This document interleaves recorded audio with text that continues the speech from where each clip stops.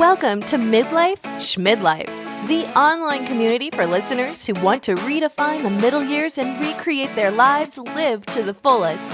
Join our host, Liz Applegate, as she interviews guests over the age of 40 who are turning their maybe somedays into today and going after their dreams. Let's get the party started. Hey Schmidlifers, I'm your host Liz Applegate and welcome to episode 22 of the Midlife Schmidlife podcast. I am so happy to be back on the air and want to welcome all of my new listeners as well as those who are returning. Thank you so very much. Now before we move on to today's interview, I want to send a special shout out to all of the parents out there with recent high school graduates.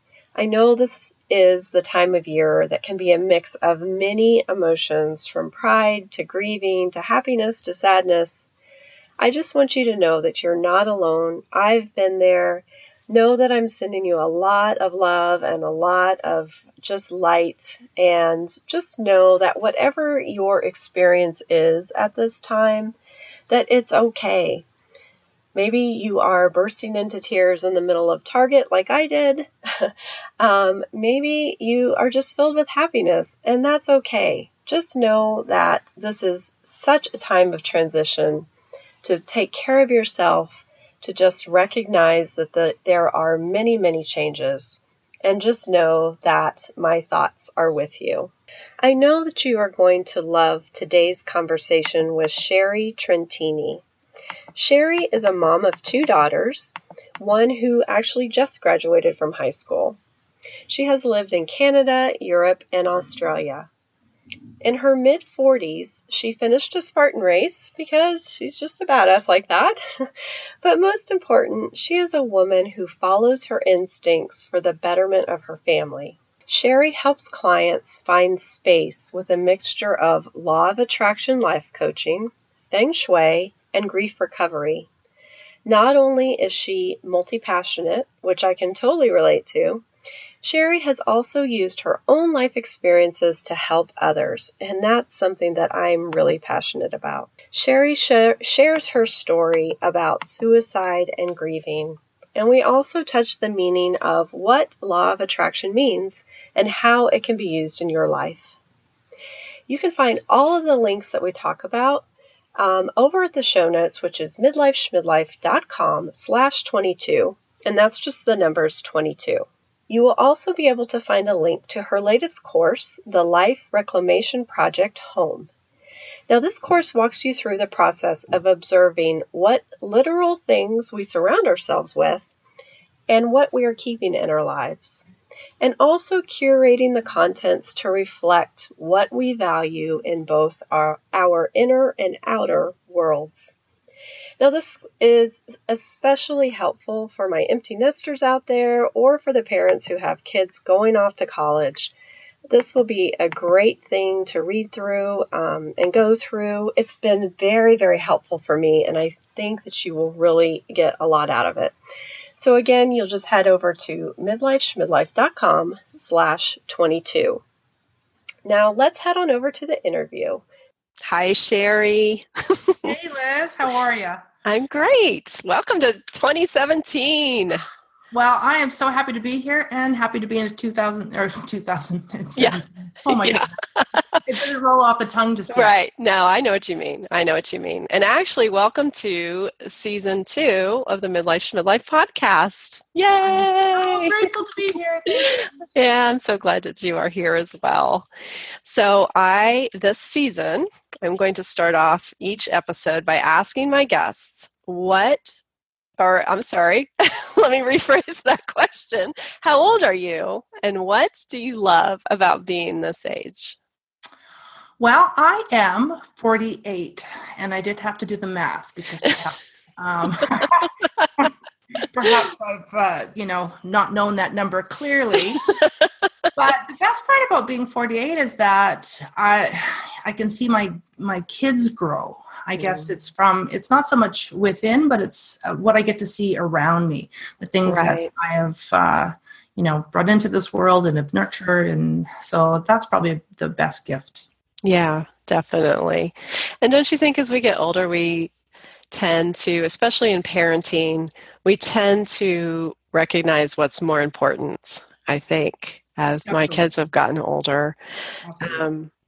I remember them being young and like fretting about the silliest things, oh, they're not eating their vegetables. And, somehow they all managed to, grow up without eating their broccoli. So Exactly. I'm quick to say, and my kids would concur, that sometimes I'm just surprised.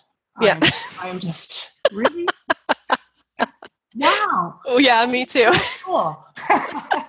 Exactly. I've been in charge of you for 18 years, and this is awesome. Look at that. This is really, yeah, look how great you turned out. That's always my thing. I'm always like, oh my gosh, how did I do this? Like, you turned out so well in spite of me. So Agreed. Yeah, agreed. As we dislocate our shoulder, patting ourselves on the back. Right. Right. Well, your story is really great because not only do you have a business that can help, I forgot to ask, do you work just with women or do you work with men and women? Actually, I work primarily with women, but there are a few men in the mix. Okay. So you can help people who are dealing with grief, and you have a very interesting combination of modalities that you use, but you also are a woman who went through her own transformation at 40 and on and kind of recreated your life. Do you want to share a little bit about that? Yes. Thank you very much. Yes, I'm a life coach, and I do grief recovery work, and I do some Feng Shui. I used to work with the body for years. I have a very eclectic resume, if you'd like to put it that way. And the shift for me into doing what I'm doing now started before I turned 40, actually. I started doing back then it was a mail order course, before the advent of the internet. Right. To receive everything electronically, to be a life coach. But life interrupted. I was at home with young kids. I've stayed at home gratefully, a blessing for me to be able to stay home and be the mom number one or first since they were born. And however, during that time, they go back to school, they start, leaving my side a lot more. Then I started looking for something that would be fulfilling for me and something I could do from home and still be the caregiver. Mm-hmm.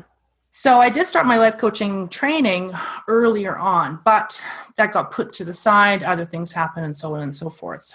At the age of 40, there was a lot of big changes. And I had lost my husband to suicide. And of course, then my kids, they were 8 and 10 at the time, lost their dad. And so that was a very, a tragic time when you lose somebody, and the circumstances being what they were, but being, no matter what the circumstances are, it rattles you. It shakes up your world. Right. Then less than 6 months later, my own dad died, and my dad was my rock. He was my best friend, talked to him a number of times a week. And all of a sudden, the foundation just continued to tremor in a different way. Right. From then, I won't share but in the details, but suffice to say that the following 6 weeks after my father's death, I lost 2 other family members. And so I had, you sort of come to that conclusion when you're in the hospital or wherever you are, when all this is happening around you, that life is short. Like you just don't know. And that's a cliche. And of course, people say that all the time, especially in the midst of something, of a crisis. But it was then that really propelled me forward to make a choice that I needed to choose to be happy, because sometimes life doesn't deliver that to you. And we have to find a way to sort of recover that lightness from grief or loss. Right. But that isn't always the easiest thing to do. And of course, then the choices you make as you're going through this process, you have a lot of input from a lot of people. Yes. Yes. And However, I'm one to just say thank you very much and do what I'm going to do anyways. And I'm really grateful for that, because what it led me to do is to follow my heart, and decided to take a really big risk and make a really big move, and enter into a world that was unbeknownst to me or my kids, by moving them to Europe and having an international experience, which was only supposed to be temporary, but it ended up being for over 4 years. Right. And every day I would just think to myself, this is so exceptional. What an exceptional experience. Part of my intention, or the part of the feeling of that, of cultivating happy and bringing happy into my kids' lives again, wasn't so much to take them away from everything that they've known, because that, of course, was the contrast. Right. All the people they've known, all the familiarity. But what was difficult too was that they maybe didn't feel that it was okay for them to be happy in situations, because that. And when we left, when we physically moved, it allowed for both things to happen, right? They could be genuinely happy, and they could be genuinely sad, and that was okay. In that time that we were there, we had so much changed. We had changed. Our attitudes changed. Our worlds expanded. And at the same time, we didn't lose sight, or we didn't lose connection with what we had, where we had come from, and who had supported us. But we also were pretty clear on being mindful about being present and being where we were. Right. Right. So we then moved around the globe again to Australia, and tried a different slant to this adventure, and stayed there for 2 years, and returned back to North America. Here we'll be in North America almost 3 years. Okay. Wow. So lots of changes, lots of things. And through that, we also sort of exposed a lot of different losses. You know, my kids have, they enjoyed the time that we were away. They had great experiences, but there's some grief, not only about, literal death, but about moving and about leaving friends, and about making new friends in that moving house, and all of those different things. Even though knowing that, or having an inkling of what that might be like for them, I still so grateful that I did it. So grateful that we made that choice, and so grateful that followed my heart, and that we have that, and we did that. Right. I can't help but think about what a gift that was, actually, and I'm sure you received lots of input about that. I'm sure that you did. Yes. I can only imagine the input that I would have received, but still such a gift to give your daughters and yourself, to be able to just kind of remove from the situation and allow those feelings just to happen when they, to let happiness happen. And that was okay and totally acceptable. Where I could see, being in familiar surroundings, they may feel like, you as well, like I can't be happy. I'm not supposed to be happy with all of this. So, well, and that was a real challenge. And what happened was awful. Right. It was. You live in a small community. Everybody knows. Right. You can't hide from that fact. Because of their ages, of course, there's conflicting information that they would hear at school, or comments, and none of it was truly meant to add to the difficulty. But it's just hard to sort of take a deep breath, right? Right. And again, my intention when doing that was not when we moved. And again, it was only originally to be for about 6 months, was to be able to sort of, step outside and take a deep breath. Right. Just be who you are, grief and happy and, grumpy and all, all of those things, without having that sense, real or perceived, that, people were observing that. And that was okay. Right. So our time away, it brought up it may have brought up grief in a lot of different ways. We weren't in Europe very long when a student at the school that my eldest daughter attended died and in a self-made accident. And so that could have, we could have really gone down a vortex. Yes. And of course, because now it seems like, death, suicide, and all this kind of stuff is popping up all over the place. But what I did was I used it as an opportunity to talk about the potential why, mental illness around depression, all those types of things. And we were able to have an open conversation about it. Right. It's not dinner conversation. Sure. Friends, but it does allow for more conversation about, okay, when you're feeling this way, or if a friend is feeling this way, how best could you help them? Or what would you want? And, just sort of come up with some possibilities. The schoolmate was not close to my daughter, but of course it affected the entire school. Sure. And there's a stigmatism that kind of goes along with not necessarily being fatherless, but the suicide part of it. Right. So we've had a lot of conversations and a lot of opportunities to sort of, okay, how can we, we're not making it okay, but how can we sort of take away that stigmatism, if you will? Right. Still be, still love him and still have fond memories of him and still talk about him and tell stories. Right. Without it being sort of slanted because of how his life ended versus how he lived his life. Right. Wow. Yeah. Wow. Yeah. Gosh, kudos to you just on, I mean, I just have no words. Because we're on video. No, but I mean, you can't tell this when you're listening to a podcast, but Sherry and I are actually, we decided to turn on the cameras and have a face-to-face conversation, which I always enjoy. And I can tell you, I am looking at a very strong, powerful woman right now. So I just want my listeners to know and just want you to know that that's what I see. So I'm grateful. Thank you very much. Oh gosh. Yes. You know what? It's everything that I have done for, predating that until now. Mm-hmm. Yeah. For the good of my girls. Yeah. Goodness. I know both of us are tearing up. And that's okay.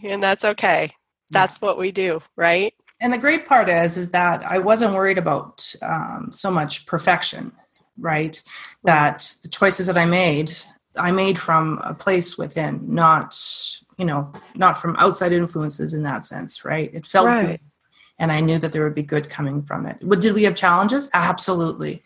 Was there a time that you wanted to, turn tail and go home? Sure. But when you look at the big picture in reflection, I would do it all again. Yeah. No question, no hesitation, none whatsoever. Yeah, there's something there about just following that feeling that you have, right? I mean, just kind of shutting out what you think other people would say or do, or, all these rules that we have put on ourselves, and just going with that gut instinct of what is right for you and what is right for your family, and just doing it. Yeah, exactly. So, great lesson. So you took this time in your life, which was obviously filled with so much of picking up the pieces for you and your daughters, and really probably just kind of like relearning who you are, and then you took that your experiences, and then now you actually help clients through similar situations. Is that correct? Yes. Yeah. When we returned to Canada, I had some ideas about continuing to work with the body, and I derive a great deal of joy, and I love the learning, and I love that whole process. I decided when we got back that I had the opportunity. My partner was settled into his job already, and I had the of course, getting the girls sorted. And the time of the year that we had arrived back, there was sort of a blip where they couldn't get into school just yet. It didn't make sense. There was very little time. So we had an extended vacation, if you will, before anything really got going, before we had a new routine or anything set up. So I decided that I would continue to sort of put my idea of having a studio to help people's bodies on hold a bit until we really found our groove or found our feet under us back in Canada.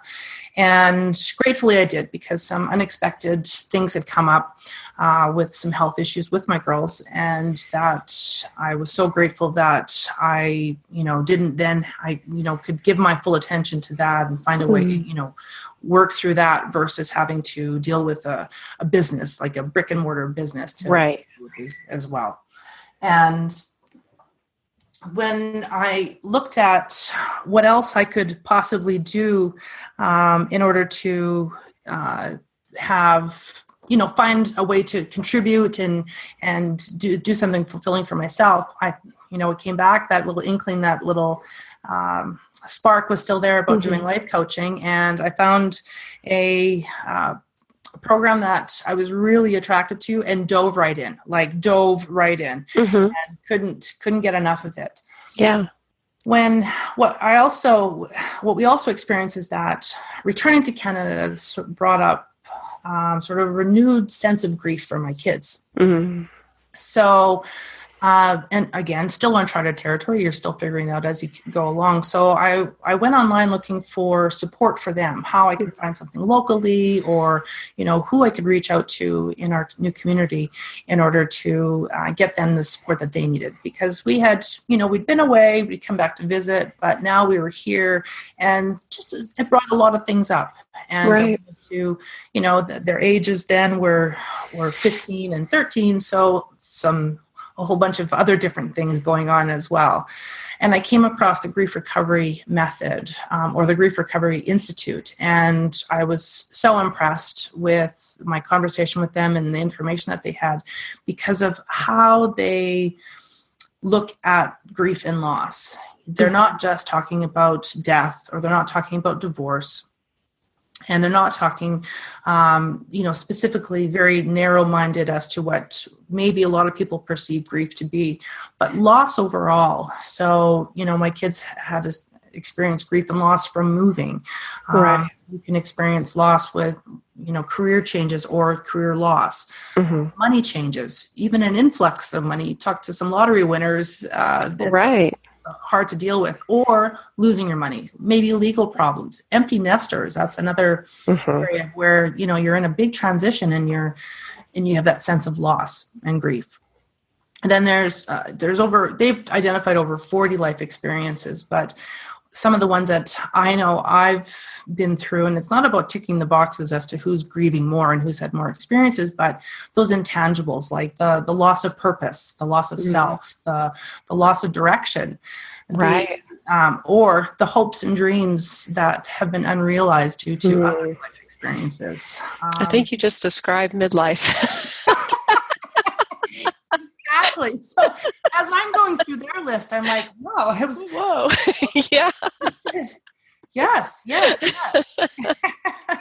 Actually, that was me a couple years ago. So yeah, I get it.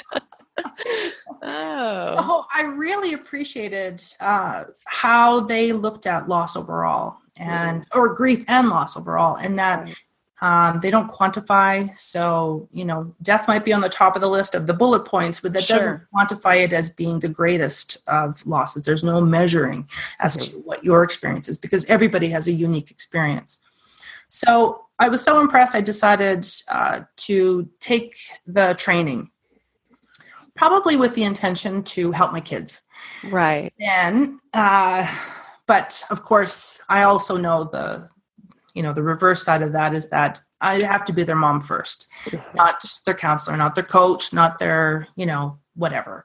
I'm the cook and the cleaner, but there are some things that are better left to somebody else who's objective. So after I did the training for the Institute, it was so impressed, so overwhelmed, it it was quite an emotional experience. And I just couldn't wait to integrate this into what I was already trying to build with my coaching practice. Because when people are looking for coaching, chances are they have lost something. They've lost a connection to. They're looking for help. They're looking for, career support. They're looking for, relationship help, because they maybe, sometimes it's not so much looking for a partner, but maybe a reconnection with that relationship with themselves. And everything is relationships, right? Yes. Right. So this is, it's kind of tough. I tell people that I work with grief, and you get that, Right. Right. And that was going to be my question to you is, do you find that can be triggering to you? That might, if that's a little personal, I understand, but no, not at all. No, not at all. But the challenge is sort of giving people that broader look as to what grief is. Right. Because, I don't want to walk around saying, oh, you're grieving. Oh, you've had a loss, you're grieving. That's not the intention. But for us to rather, as a society and culturally, just have something to eat and you'll be okay. Or, stop passing time and just allowing people the opportunity to grieve whatever the loss is that they have, and also get the support to help them, move beyond that. Right. So not numb out, but actually get the support that is needed. Right. Absolutely. Yeah. And this program, I feel, is incredibly effective in helping you to identify. You might be coming for one reason, but it also gives you an opportunity to take a look and maybe see some patterns throughout your life. Yeah. And, sort of give you a different perspective as to why something is affecting you the way it is, because perhaps there's been other similar events. Right. And that is a great thing about life coaching, because, you always start speaking with a client about an issue, whatever it is they come to see you for. And then there's usually, and I would say 99.999%, there's something underneath all of that. Yeah. There's patterns, there's limiting beliefs, there's things that are keeping them stuck. There are inner critic conversations going on, all these things that are affecting other things in their life. So it's kind of like, once you crack that open and shine a light in there, it's kind of like, oh, wow, like I've got all this other stuff going on too. And I know that from my experience, and I'm sure I can speak for you as well, it's amazing when you watch a client just bloom, from that. So, and just be able to embrace their happiness and yeah, it's just amazing. And further, what you said, I just shared that in my last newsletter to my list, in that the reason people seek out coaches, or not so much the reason people seek them out, but the reason why people are drawn to becoming a coach in whatever niche or capacity or program that they choose, it's because they've had some type of experience or they've gone through, they've, been the ups and downs, and want to, that adds value to them helping others in that same situation. And I'm no different. Right.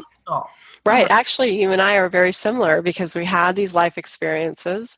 Mine was hitting, I went through my own grieving. I shared with you before we started recording, but I went through my own grieving when my kids were graduating high school, and it was really like someone pulled the rug out from under me. And I was totally unexpecting to feel the way that I felt.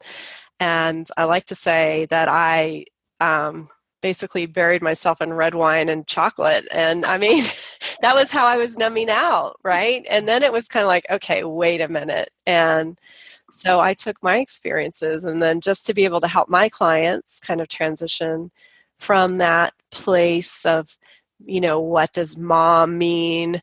What does mom mean now that my kids are, going to school 8 hours away, and now living in Seattle, which is, a long way away from Texas. So, yeah, so just redefining who we are and So yeah, you're so right that coaches, become coaches because we've had this experience too, and just being able to help others. I think also you had mentioned just in what you had said, we don't understand that transition or who are we now? Mm-hmm. I think often it's coming back to ourselves, right? It's sort of kind of reconnecting with who we are and what do we look like now? What is it that we want to learn? What do we want more in our life? What do we want to do different or better? Right. And that's often the case with grief. And that's part of what I do is generally whatever you've lost, you wanted something more. You wanted something better. You wanted something different. Or if it's a person in a divorce or end of a relationship or in a death or in any of those, you wanted them to have maybe done something more, or you to have done something more, better or different, said something. You were them. So it's all a relationship. And so when we are, as you said, there your kids are, off in different parts of the nation, and you're like, oh, now what? Right.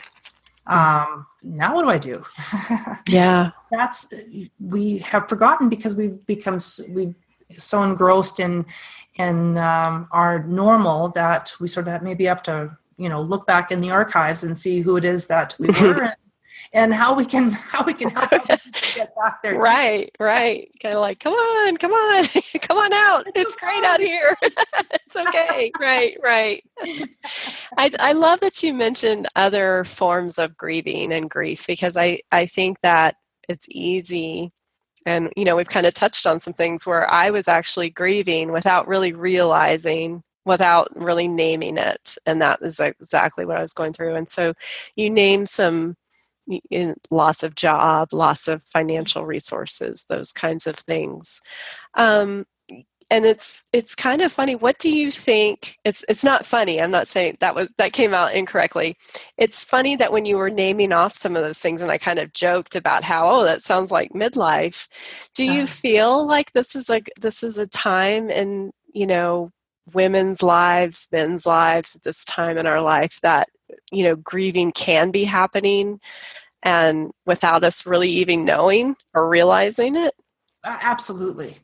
I'm working on a project right now that was started by me buying a sample pot of paint. I had to, which prompted then painters, and, you sort of tear everything apart. And then as I'm putting things back together again, I realized that some of these things that I had displayed so nicely and had tucked away in my storage in my closet and so on, who has this? Who's the person who owns this? That is funny. I can relate. Yes. And just shaking my head going, oh my goodness, do gypsies live in my house? Because wow, what was I thinking? But I think what happens, or what I recognized in my own self, is that it's not so much the reflection in the mirror that I don't recognize, but it's some of the things that I've held on to from, that predate right now, that it's only now doesn't make sense as to why I've held on to them and why I'm keeping them. And what purpose are they serving? Are they serving to, remind me of who I used to be? Is it making me feel bad that I'm still not that person when I was, this age? And where would I rather be?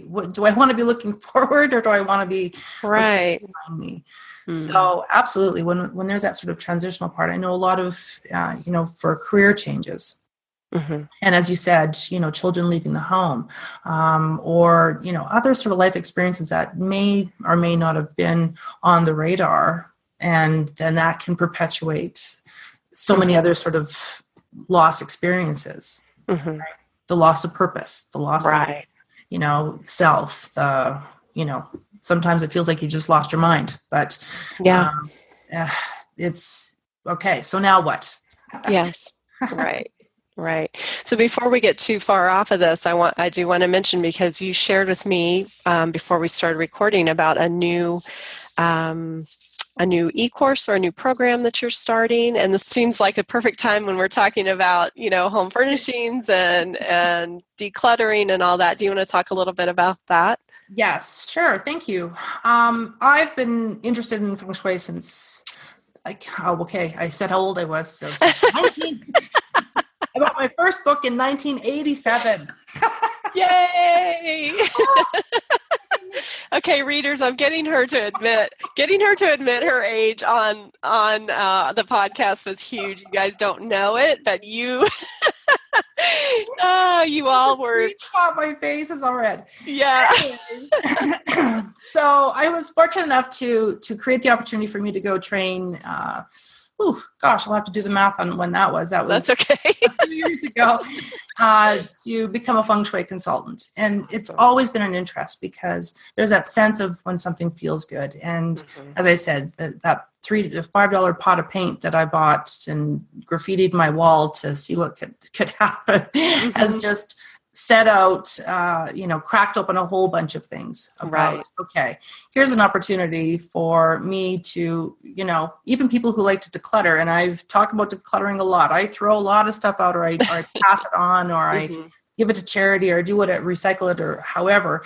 But here's an opportunity where I can upcycle what my life looks like. And that, I've been on this earth long enough that I know what feels good and what I want to have around me.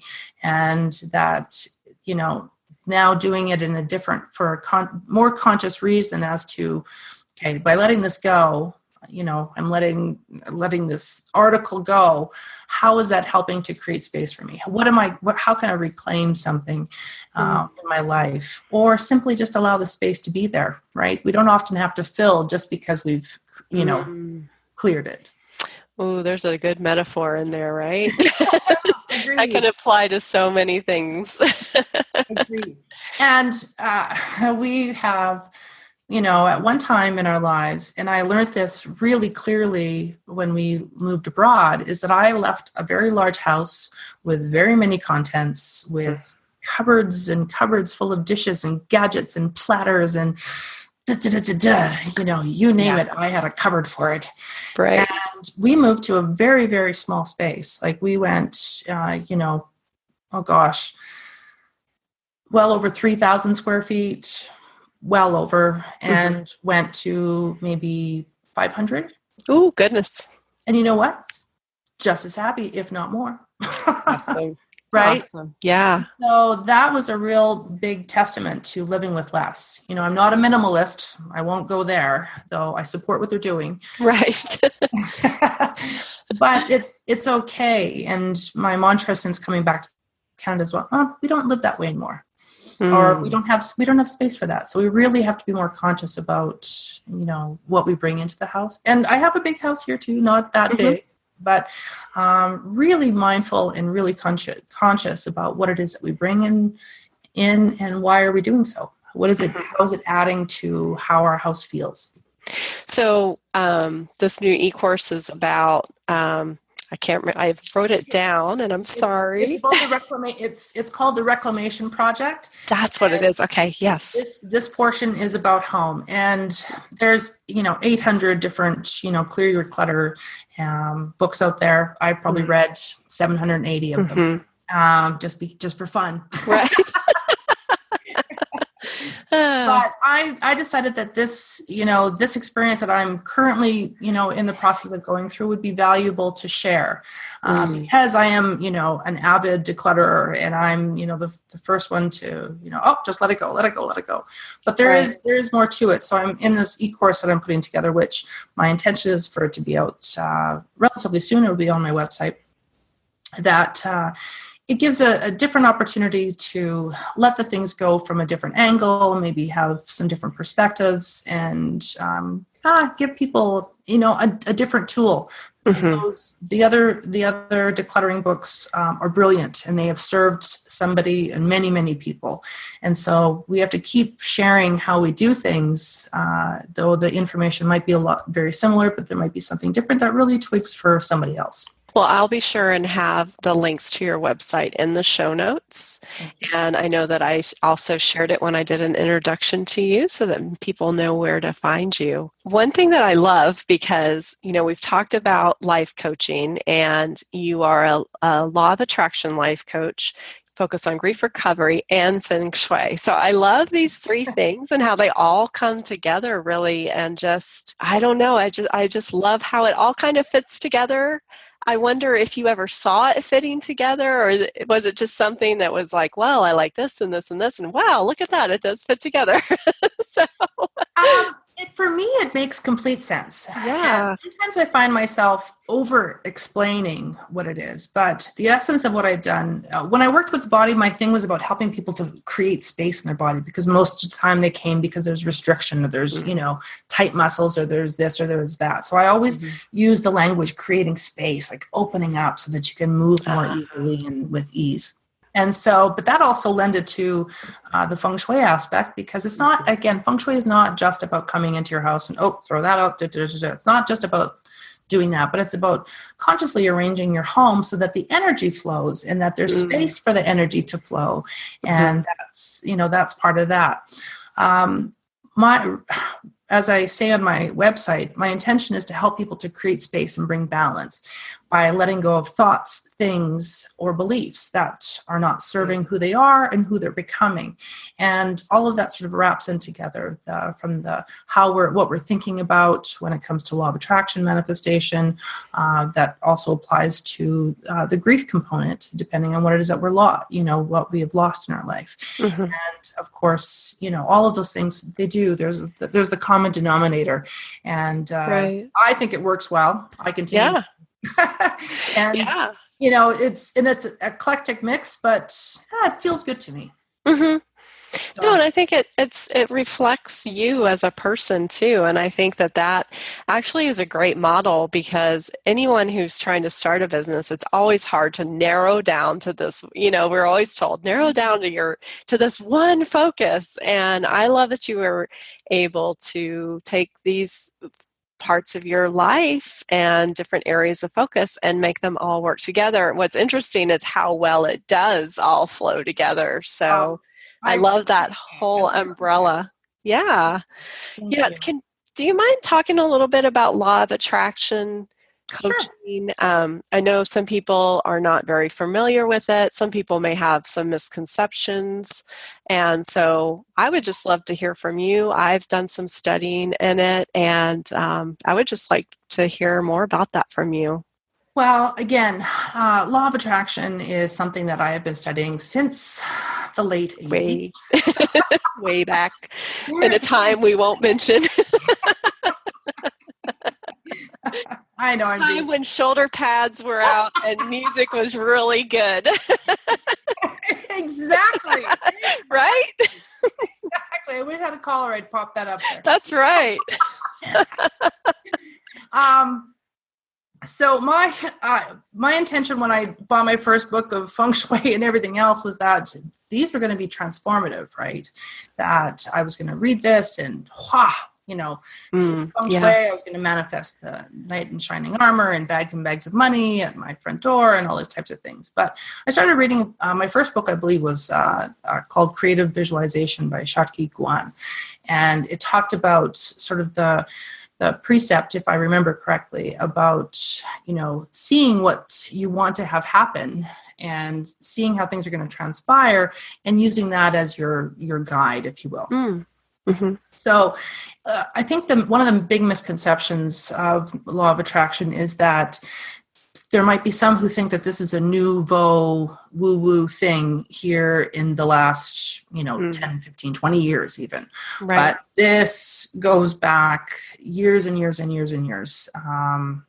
Early 1900s, there were books being written about how your thoughts affect what you want to manifest, what your goals, and how the language that you use and all the rest of it. Mm-hmm. So this is not a new fandangled, idea. This has been around for a long time. When I mentioned before about I created the opportunity to go to San Diego to do training for Feng Shui, I used law of attraction. Being a stay-at-home mom, we had a business, we had a mortgage, we had all these things. For me to just jump on an airplane and go to San Diego, pay for my training, and stay there for, the 8 days or whatever it was, right, that was really going to impact our household.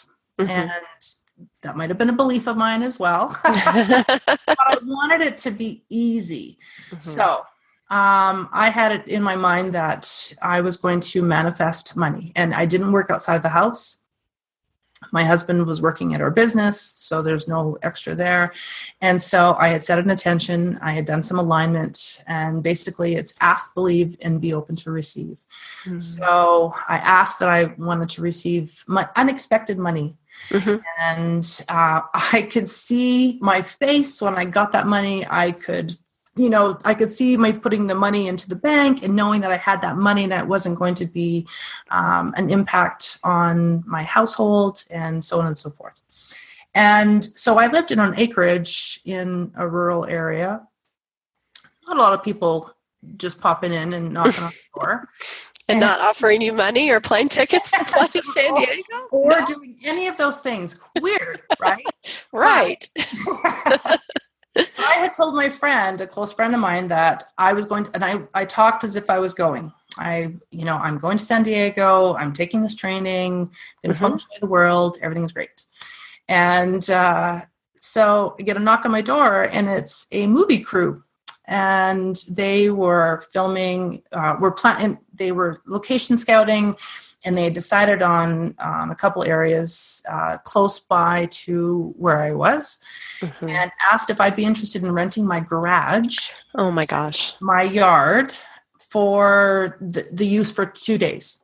And I'm like, well, sure. And I didn't expect them to, I had no money or dollar figure in my head. That I was just, yeah, of course. Yeah, you can use it. So I received an unexpected check for, I think it was $500 or $600, which at that time was a big part of what I needed in order to go and feel ease about going and doing this training. Wow. So there's one little manifesting story that still gives me a bit of a thrill when I think about it. Yeah. Yeah. Because I'm sure that look on my face was right there. Oh. Right. Right. Exactly. So, manifesting, that to me it's so intriguing. And then there's this skeptical side of me. I mean, I'll be straight up honest about that. So can you speak more into that? Because I'm sure that you have to run, and I'm sure I'm not the only one, right? Absolutely. Most of the people that I work with now have a basis in law of attraction. They already have a belief system in place, and I don't have to convince them that it's true. However, I talk about this with a lot of people who absolutely and want to have more sort of feedback and more sort of clarity as to why this could be possible. Case in point. I want a pizza. So if I want a pizza, I'll just think that I want to have a pizza, and then in 5 minutes or in 20 minutes, my doorbell should ring. Yeah. Poof, the law of attraction has manifested me. It doesn't work that way. It does not. All right, I'm out. No, I'm just kidding. Exactly. So part of what how I want people to look at law of attraction is that it's adding energy to whatever goal that you want to achieve, right? Mm-hmm. We've been setting goals for hundreds and hundreds of years. So I'm sure you set goals, right? And you've maybe created a vision board, or you have maybe journaled about something. And when we start really adding energy to those thoughts and feelings, and then that it feels so good, I can't wait till I receive or do or whatever. Often then we're inspired, that energy that sort of propels that gets us closer and closer to whatever it is that we want to manifest. And a goal is essentially a manifestation. So when you really spend a lot of concentrated energy on wanting to bring that goal, get closer to your goal, then often you might find yourself connecting with people that might help you get even closer, or come across something that will help support you getting there closer. So do you see what I mean? Maybe to say that your vision or that your openness to receive is a bit broader, and that these things just seem to drop into your lap. Oh my gosh, but really that's the working of, because that is what you're looking for. Your energy of wanting that is out looking to get you those things. So you're not exactly just sitting around expecting them to just fall from the sky. Right. But actually the energy could also involve you just being intentional about taking action. I mean, from what I'm hearing you say, I mean, yes, the camera crew knocked on your door, but you were open to having strange people walk around your property. Right. And I was also open to receive this money for it to come from however it came. I didn't say I'm going to buy a lottery ticket and I'm going to win $500 or I'm going to win $5 million. Right. Mm-hmm. That is not giving the infinite universe or God or whatever word that you feel most comfortable with using. You're taking away the flexibility and the creativity of however it comes to you. Yes. Right. When we receive goals or when we achieve something, often the path is not linear. Right. Right. Never is. It can be quite scribbly, right? Mm-hmm. But it's maintaining that alignment with that goal. Like, what is that intention? How does that feel? How does that make you feel? And often people, with the resolutions that people may or may not have made at the beginning of the year, right? Mm-hmm. Oh, I'm going to, go to the gym 5 times a week and I'm going to, eat celery only and all of these things in order to those are action steps in order to lose 20 pounds or whatever the magic number is. However, is that effective? Absolutely. Is it sustainable? No. But when we sort of use, again, different language, craft a real clear vision as to what our life looks like when we're 20 pounds lighter. What does that mean for us? Does that mean, I don't know. How does that feel in your body? What does that look like? Maybe that 20 pounds, maybe the going to the gym 5 times a week doesn't really suit your schedule. But maybe that means you take the stairs after lunch to go to your office, right? So it doesn't have to be a calculated action. It can just, I'm going to take the stairs. Or I'm going to park at the furthest end of the parking lot and I'm able-bodied and, get some fresh air and so forth. Yeah. So there's more of an ease about achieving what it is that you want to achieve. So. Yeah, I really like that. My wheels are actually turning, just thinking a lot of things here. So just, I think to me that just the whole manifest, I'm using air quotes here, manifesting, I think that's thrown around a lot and it sounds very, it does sound like you're just sitting there and something drops out of the sky. But what I hear you say is that there is a lot of action and just being open to, having a goal, but then being open to and putting the energy toward reaching that and being open to whatever the energy brings to you. I mean, whatever door opens, it's kind of like, oh, okay, well, I can walk through here and that will bring me closer to my goal. Yeah. Different opportunities, as you're building your business, how would, what business goals do you have?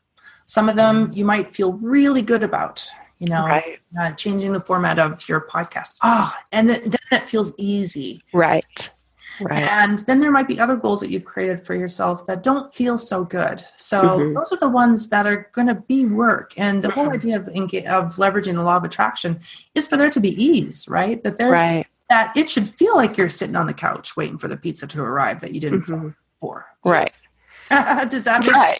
Yes, definitely. Yeah. No, thank you. That really opened my eyes to all of it. So it's very interesting.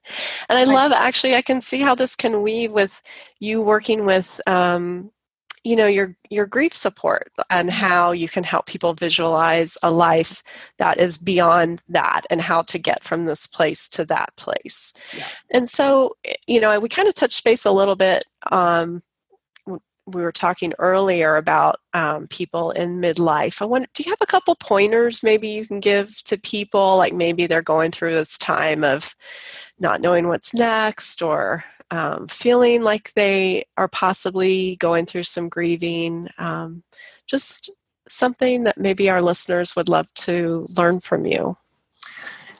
We are accessible to so many people who, like us, put ourselves out there to be of support, to be of guidance, to be of, the coach. So often what I have said to maybe people in my inner circle that I wouldn't volunteer to be their coach, just their friend. Mm-hmm. But finding that person, that counselor, the coach, the whatever it is, for objectivity, Mm-hmm. right? Yes. That is one of the biggest things. We can, yourself, when you were going through your stuff, probably had a group of friends who were in similar situations, maybe experiencing it at different levels, or different degrees, but you talk to each other and, you sort of, sometimes that might help to alleviate what you're feeling, but it also might help to perpetuate or grow what you're feeling because, I didn't think of that. Right. Right. So sometimes that can be a catch-22. Not that I'm saying don't talk to your friends, absolutely do, but make sure that you also have somebody that you can feel yourself with and be authentic with and tell the truth of what it is that you're feeling and have somebody receive that and then help you, work from that point. Right. People are so accessible. You don't have to go anywhere. You can do everything on your computer. Right. The ease of access, it's just allowing yourself and giving yourself permission to get support and get help. Mm-hmm.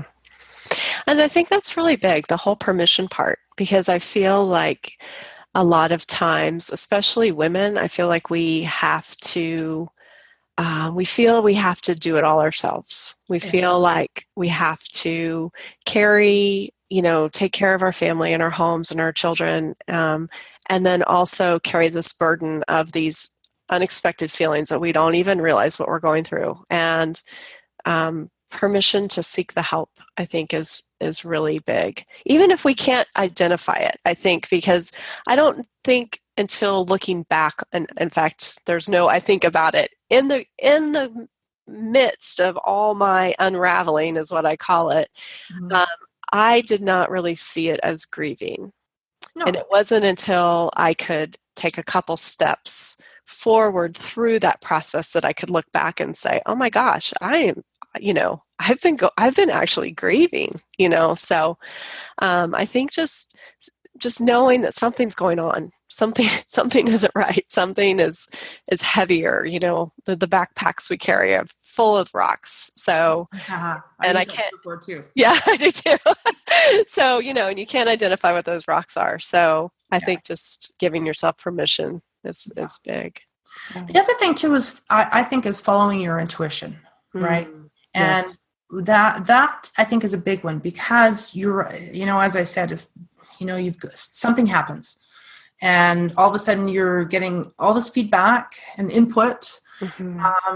And when you can't hear your own thoughts, that's when things can really, feel like they're going off the rails. So again, whether it's permission-based or not, but to find that opportunity to just, block out everything else, whether it's through meditation or through yoga or through, exercise or through a walk around the block, just to quiet the voices in your head and also the ones that might be coming out around you. Oh, you should do this. You should do that. Oh, you should do that. Oh, I don't have to tell you what the voices are saying. Yeah, we've all heard them. We've all heard them in one way or another. So, yes, either it's an internal voice that you're telling yourself, or there's outside opinions that are coming towards you. So, yeah. So giving yourself the opportunity to just be quiet and, tune in, tune out, right? And what feels good? What would create some possibilities? What would it feel like if I, or, be open to asking questions rather than looking for answers all the time. Yeah. That's really good. And I just had a thought of when you said that, it's so many times we don't allow ourselves to slow down and to really be quiet. we're constantly trying to, it's almost uncomfortable, right? That silence is uncomfortable. And so we feel like we have to be doing something. We have to turn on the TV, or we have to be doing something, this busyness kind of thing, and just allowing ourselves to be is so important, I think, in any healing. Yes, absolutely. Mm-hmm. Yeah. So, self-care would be my third thing. Right. And that goes above and beyond the listening and being quiet or tuning out and tuning in, is that, what is it that you need right now? Do you need a hug? Do you need a massage? What would help to fill you? Maybe not in the way that fixes whatever is going on, but what would empower you? What would give you strength to do any of the other two things that I just mentioned? Right. Yeah. To pick up the phone, or to click, make an appointment, or whatever that is. And each person has a sense. We may have forgotten. We may have sort of stepped away with what our self-care and what our self-love looks and feel like, because, as you said, from a mom standpoint, I don't have time for that. Right. But, again, I'll use the cliche from every airline that you go on, if you're traveling with somebody who needs assistance, put your own air mask on first. Yes. It's been said to death, but truly, it's pretty practical advice. Truly, yes. Truly, it is some of the best advice that, spans across so many situations. So, yes. Yes. Well, Sherry, it has been so great having this conversation with you, and I thank you so very much. I will have all the links to everything in the show notes, and I know that my listeners have just really connected with you, and I thank you for sharing your story with us and the ways that you can help people and people experiencing loss and grief. And so it's just been wonderful. So thank you. I am so grateful, Liz. You are beautiful, and I appreciate the opportunity to be able to have a chat with you. This just having a chat. It was wonderful. It was. Thank you so much. Thank you.